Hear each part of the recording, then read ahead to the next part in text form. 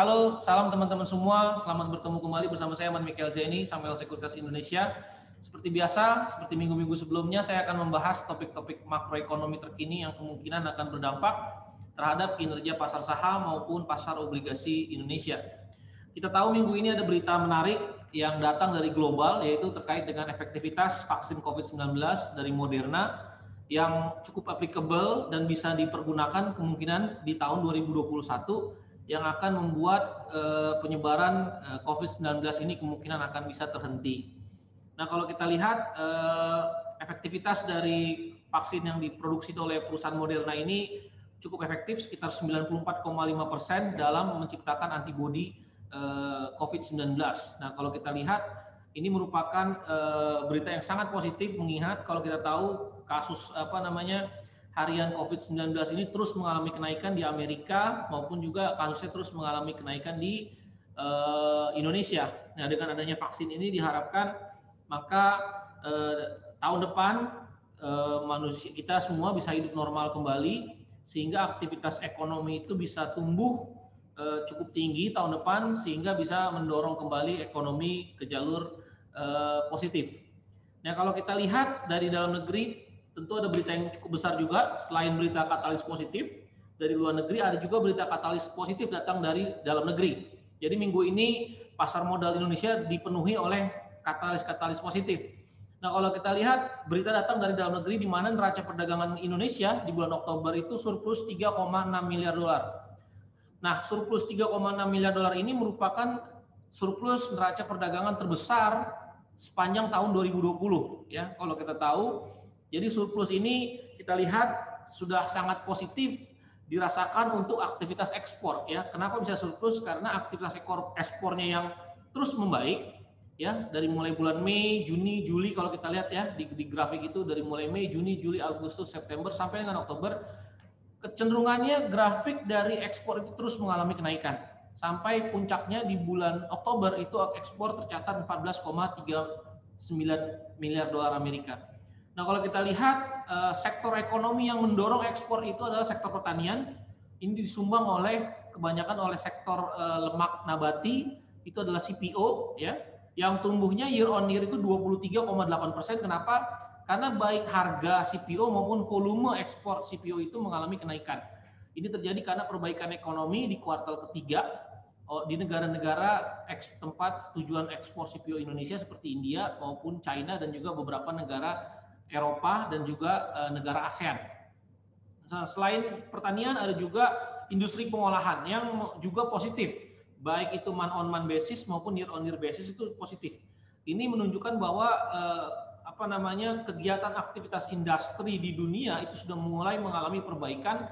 Jadi the worst itu terjadi di kuartal kedua 2020. Nah, sekarang di kuartal ketiga 2020 ini kelihatannya ekonomi sudah mulai recover setelah lockdown di sejumlah negara itu dihentikan ya, dan kelihatannya supply chain dari industri ini sudah mulai membaik dan Indonesia ikut tertolong oleh perbaikan ekonomi di negara-negara tujuan ekspor Indonesia seperti China, India, Eropa dan juga Amerika.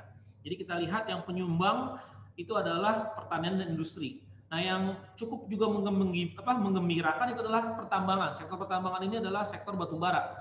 Kebanyakan adalah untuk dari komoditas batubara. Ini month on month basisnya sudah tumbuh 16,9%.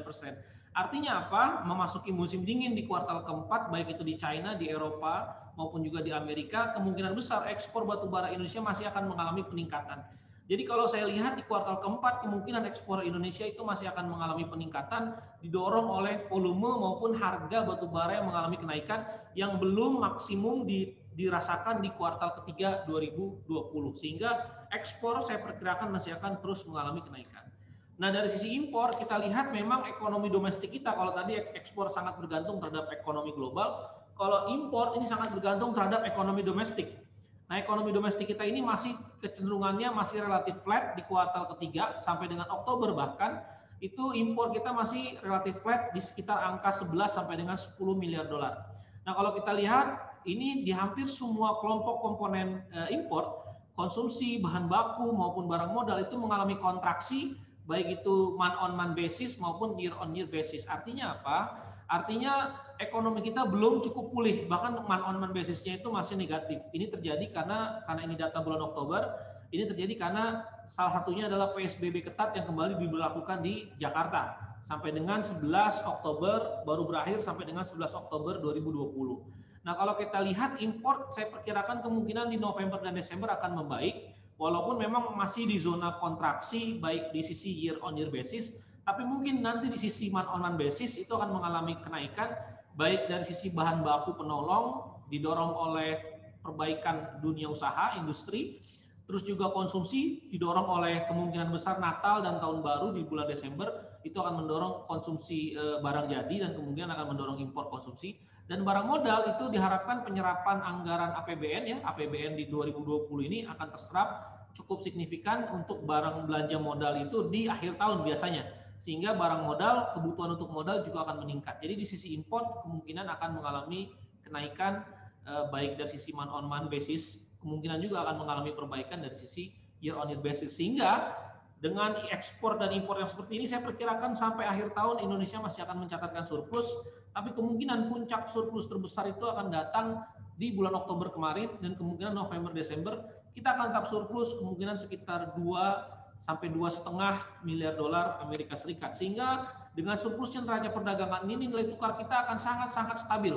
Kita tahu rupiah kita sudah ada di posisi 14.000, dan kemungkinan karena neraca perdagangan yang sebagai faktor fundamental yang mempengaruhi nilai tukar rupiah, maka karena faktor fundamentalnya itu membaik, kemungkinan besar BI akan lebih confidence untuk menurunkan tingkat suku bunga di bulan November ini pada RDG tanggal 18-19 November. Kemungkinan hasil akhir dari RDG BI tanggal 19 November itu akan berakhir di mana BI akan memotong tingkat suku bunga BI 7 days repo rate 25 basis point menjadi 3,75%, dan ini akan cukup baik bagi pasar obligasi. Kita tahu juga sudah mulai di-price-in oleh para pelaku pasar bahwa BI akan memangkas tingkat suku bunga dilihat dari kemungkinan yield soon yang tenornya agak panjang 10-15 tahun itu diburu oleh investor, sehingga kita lihat kurva yield curve Indonesia ini agak sedikit melandai karena investor sudah mulai yakin bahwa yield kita akan mengalami penurunan khususnya untuk durasi yang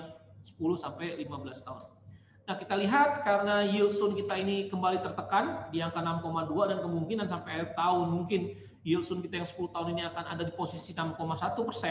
Kemungkinan besar indeks harga saham gabungan kita sebagai alternatif lain investasi selain soon itu juga akan mengalami peningkatan ya. Yield soon sebagai salah satu leading indicators untuk melihat bagaimana pergerakan dari pasar saham. Kelihatannya pasar saham kita itu akan mengalami peningkatan. Kalau sekarang posisinya itu di sekitar 5.550, kemungkinan besar pasar saham kita itu kemungkinan akan mengalami kenaikan sampai 5.700, 5.800, mengingat yield soon yang terus tertekan. Nah, dan juga katalis positif yang datang dari pemotongan tingkat suku bunga Bank Indonesia itu kemungkinan akan berdampak pada positifnya kinerja perbankan. Karena emiten-emiten perbankan kita itu menyumbang cukup besar bobotnya bagi indeks harga saham gabungan, maka kemungkinan besar indeks harga saham gabungan kita akan mengalami peningkatan. Begitupun saya lihat dengan adanya harga batu bara yang kemungkinan akan terus mengalami rally, dan juga beberapa komoditas seperti minyak karena ditemukannya vaksin, maka kemungkinan emiten-emiten batu bara maupun emiten-emiten yang terkait dengan harga minyak, yang terkait dengan sektor migas itu juga akan berdampak positif kinerja sahamnya minggu ini maupun minggu depan. Nah, kalau kita lihat asing itu di pasar equity itu masuk ya, quarter to date itu masih cenderung masuk ya, sudah mulai masuk, tadinya merah terus, net sell terus, sekarang di bulan November sudah kecenderungannya sudah mulai net buy, dan di bonds semakin banyak ya, di bonds itu sudah 2,2 miliar dolar quarter to date, artinya di sepanjang Oktober dan November itu sudah net buy asing sudah tercatat 2,2 miliar dolar. Ini adalah signal bahwa asing mulai masuk ke pasar modal Indonesia. Nah, kalau kita lihat katalis positif minggu ini datang dari Amerika Serikat ya. Data-data Amerika perlu kita perhatikan seperti data PMI bulan November. Kalau PMI-nya datanya itu terus di atas 50, artinya ekonomi Amerika di kuartal keempat akan melanjutkan ekspansinya. Kemungkinan juga ada data datang dari retail sales di Amerika. Kalau data retail sales Oktobernya itu lebih tinggi daripada sebelumnya, itu juga akan positif. Artinya konsumsi domestik Amerika akan mengalami kenaikan, dan juga industri properti, ya, building permits, housing start, itu juga kalau misalkan datanya itu lebih baik daripada data sebelumnya di bulan September, itu juga akan baik karena kita tahu properti itu menyumbang sekitar 25% dari GDP Amerika. Jadi kalau sektor consumer propertinya itu mengalami perbaikan, harusnya ekonomi Amerika akan lebih baik di kuartal keempat, dan itu akan memberikan efek positif bagi kinerja saham di Amerika, dan tentunya juga akan berdampak positif bagi kinerja saham di Indonesia. Jadi kita lihat minggu ini kemungkinan besar indeks kita masih akan terus melanjutkan rally karena berita-berita positif yang datang dari global maupun dari domestik. Mungkin itu aja yang bisa saya sampaikan. Terima kasih. Semoga bermanfaat bagi rekan-rekan sekalian. Salam.